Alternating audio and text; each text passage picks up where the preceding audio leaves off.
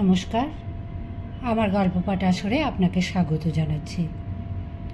পড়ছি বঙ্কিমচন্দ্র চট্টোপাধ্যায়ের মৃণালিনী উপন্যাসের ৭ম পর্ব।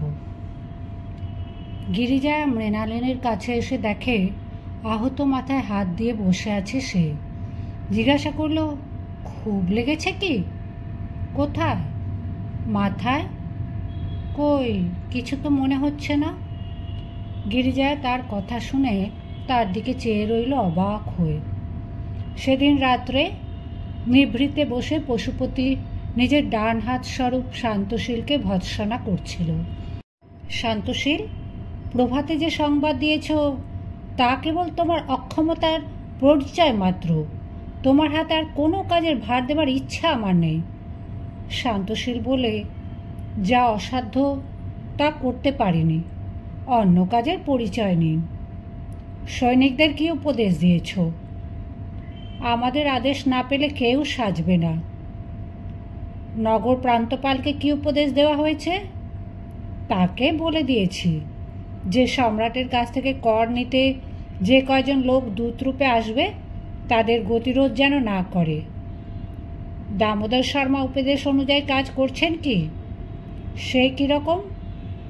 তিনি একখানি পুরাতন গ্রন্থের একটি পৃষ্ঠা পরিবর্তন করে তাতে আপনার রচিত কবিতাগুলি বসিয়েছেন। তাই নিয়ে আজ সকালে রাজাকে শুনিয়েছেন আর মাধবাচার্যের অনেক নিন্দা করেছেন। কবিতার সবিস্তার ভবিষ্যৎ গৌড় বিজেতার রূপ বর্ণনা আছে। সে বিষয়ে মহারাজ অনুসন্ধান করেছিলেন কি? করেছিলেন। সেনাকে ডেকে মহারাজ জিজ্ঞেস করলেন, তুমি মগধের যবনরাজ প্রতিনিধিকে দেখে এসেছ? সে বললে, হ্যাঁ, দেখে এসেছি। মহারাজা তখন জিজ্ঞাসা করলেন, সে দেখতে কীরকম বলো?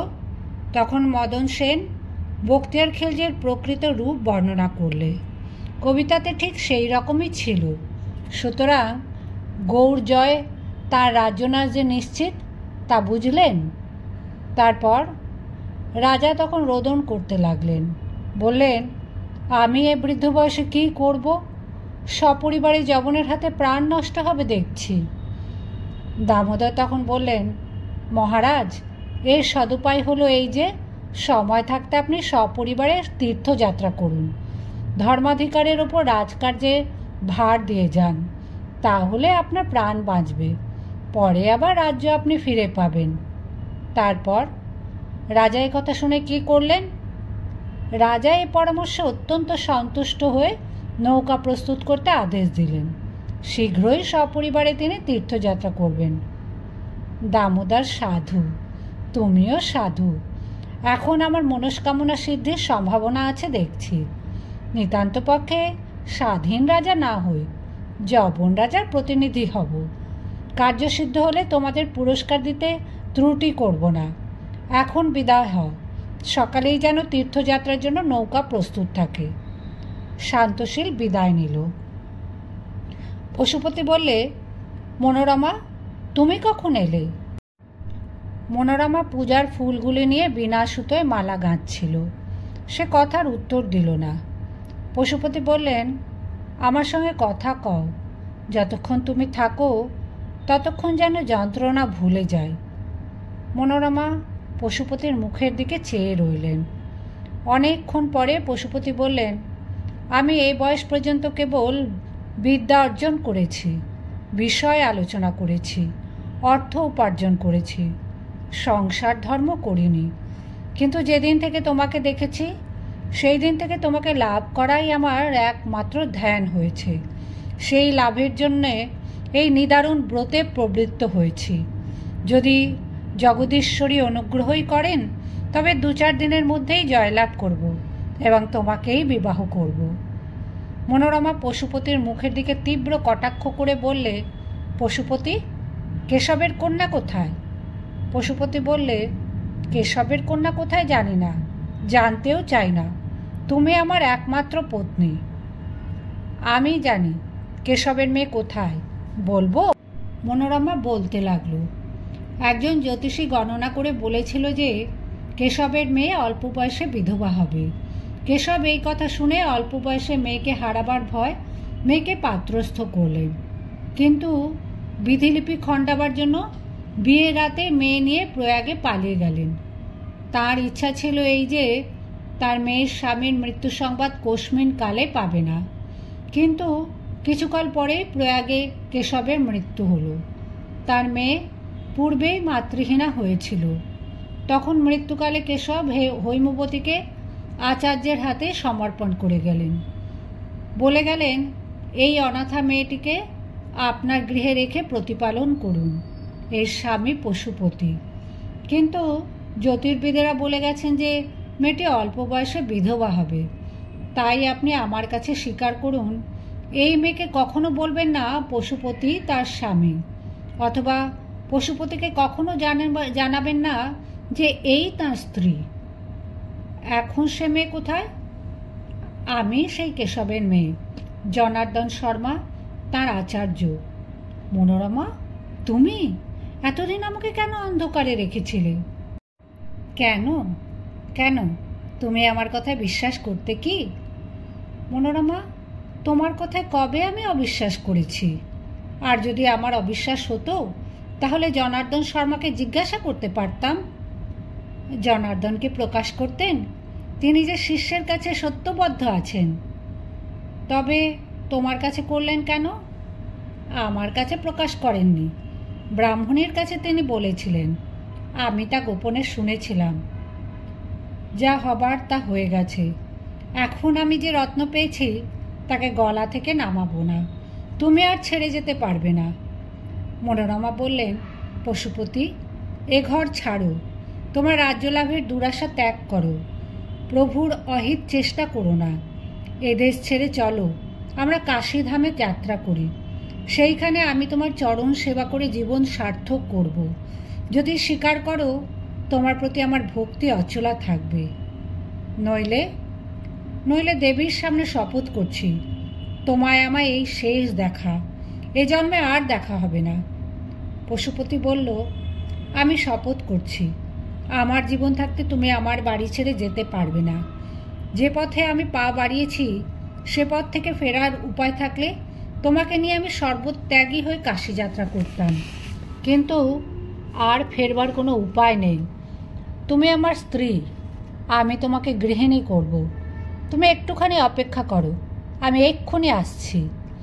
এই বলে পশুপতি মন্দির থেকে বেরিয়ে গেলেন এবং একটু পরে ফিরে এসে বললেন, আর তুমি আমাকে ত্যাগ করে যেতে পারবে না, আমি দরজা বন্ধ করে দিয়ে এসেছি। মনোরমা পিঞ্জর আবদ্ধ হলো। বেলা 1 প্রহরের সময় নগরবাসীরা অবাক হয়ে দেখল অপরিচিত 17 জন অশ্বারোহী পুরুষ রাজপথ অতিক্রম করে রাজভবনের দিকে চলেছে। তাদের আকার ইঙ্গিত দেখে নবদ্বীপবাসীরা ধন্যবাদ দিতে লাগলো। তাদের শরীর আয়ত, দীর্ঘ এবং পুষ্ট, বর্ণতপ্ত কাঞ্চনের মতো দেখে গৌড়বাসীরা তাদের বহু প্রশংসা করলে।